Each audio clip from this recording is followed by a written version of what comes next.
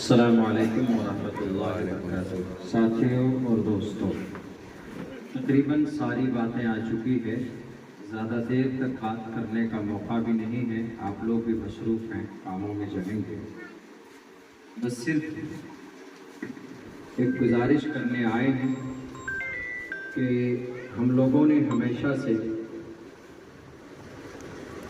अलग अलग पार्टियों को वोट दिया है, मगर उन्होंने हमारा काम नहीं किया। मजबूरन हमें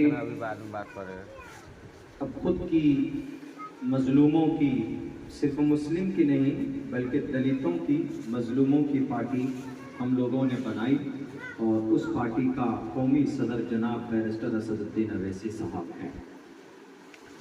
तो अब हम लोग इस पार्टी को लेकर आपके बीच पहुंचे हैं और आपसे यही गुजारिश करते हैं कि आप लोग इस पार्टी के कैंडिडेट जनाब राणा रंजीत साहब को कामयाब कीजिए और पार्लियामेंट में एक मेंबर का इजाफा कीजिए। कुछ सवाल होते हैं हमारे और आपके जहन में। कुछ लोग तो यूँ कहते हैं कि मौलाना, हम बीजेपी को हराना चाहते हैं, इसीलिए हम आपको वोट नहीं दे सकते। मुसलमानों से ज़्यादा बीजेपी को कौन हराना चाहेगा? हमसे ज़्यादा तो कोई नहीं चाहता। हम तो खुद बीजेपी को हराना चाहते हैं। अगर बीजेपी को ही हराना है तो राणा रंजीत को भी जिताएंगे, तब भी बीजेपी हारेगी यहाँ से। कुछ लोग ये भी कहते हैं कि नहीं, बीजेपी को यकीनन हराना है और इस बार आप लोग वोट काटने के लिए आ गए हैं, बीजेपी को जिताने के लिए आ गए हैं। अब से पहले शायद 3 मरतबा से बीजेपी का सांसद है यहाँ पे। एमआईएम तो पहली बार लड़ रही है। अब से पहले कैसे जीत गए 3 मरतबा बीजेपी? हम तो पहली बार आए हैं। ये सिर्फ एक इल्जाम है। ये पार्टी इसलिए जरूरी है क्योंकि हर छोटे छोटे कौमों ने अपनी पार्टी बनाई, उन्होंने अपना हक ले लिया।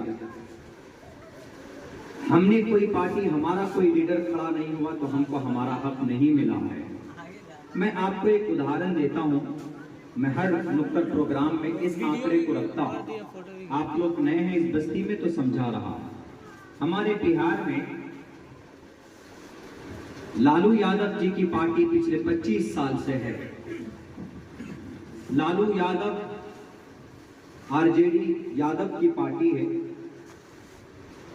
एक बात बीच में ये भी समझा दूं कि वो यादव होकर हमारे वोट ले सकते हैं, तो हम एमआईएम होकर उनके वोट क्यों नहीं ले सकते?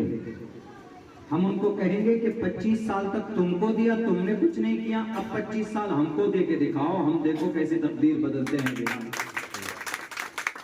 ये संविधान भी कहता है। चलिए, हमने 25 साल से, 15 साल से, 20 साल से आंख बंद करके इन पार्टियों को वोट दिया। आंख बंद करके। होना क्या चाहिए था? हमारा जो भी मसला था उसको हक अदा करते, ये लोग पूरा करते, लेकिन नहीं किया। कैसे नहीं किया? नीतीश कुमार जी अपनी बिरादरी को, उनके हिस्से में सिर्फ 58,000 नौकरी है। नीतीश कुमार कुर्मी बिरादरी से आते हैं। कुर्मी बिरादरी पूरे बिहार में 37 लाख है। इस आंकड़े को जरा गौर कीजिएगा, हमारा आंकड़ा नहीं है, यह खुद अभी जो जनगणना हुआ है बिहार में, जाति जनगणना, उसका आंकड़ा बता रहा। 37 लाख है कुर्मी, नीतीश जी की बिरादरी। उनकी नौकरी बनती है सरकार में 58,000। ठीक है, 58,000 ने आप 60,000 ले लीजिए नौकरी, कोई मसला नहीं है। लेकिन उन्होंने 58,000 नौकरी नहीं ली, बल्कि उन्होंने अपनी बिरादरी के लोगों को 1,17,000 नौकरी दी है। यानी जितना हिस्से में आया उससे भी ज्यादा। यादव को आ जाइए, आरजेडी जिनको हम हमेशा से ताज पहनाते हुए आ रहे हैं, हमारे पुराने लोग भी आज भी उनके सपोर्टर है। हमारा वोट कहीं नहीं जाता, यादव को जाता था, जदयू को जाने लगा, जाता है। इनकी तादाद 1,86,00,000 है, यादव बिरादरी पूरे बिहार में। इनकी नौकरी सरकारी जो बनती है वो ज्यादा से ज्यादा 2,92,000 नौकरी इनके हिस्से में आती है। इन्होंने अपनी बिरादरी को 2,90,000 नौकरी दे दी, यानी जितना हिस्से में आता उतना इन्होंने ले लिया। कोई बात नहीं, आपने उतना ले लिया, आपका हिस्सा था। मेरा हिस्सा कहां गया मुसलमानों का? अब्दुल बारी सिद्दीकी साहब जिस फैमिली से आते हैं, जिस बिरादरी से, सैयद शहाबुद्दीन जिस बिरादरी से आते हैं, उन्होंने आपको सपोर्ट किया। सीमांचल गांधी तस्लीम साहब ने, ये वो लोग हैं जिन्होंने आरजेडी को आरजेडी बनाया। अकेला तनहा लालू जी ने थोड़े बनाया, इन लोगों ने बनाया ना, मेहनत करके पार्टी को यहाँ औज सुरैया तक पहुंचाया। तो यादव को आपने आपका हक दिया, हमारा हक कहाँ गया?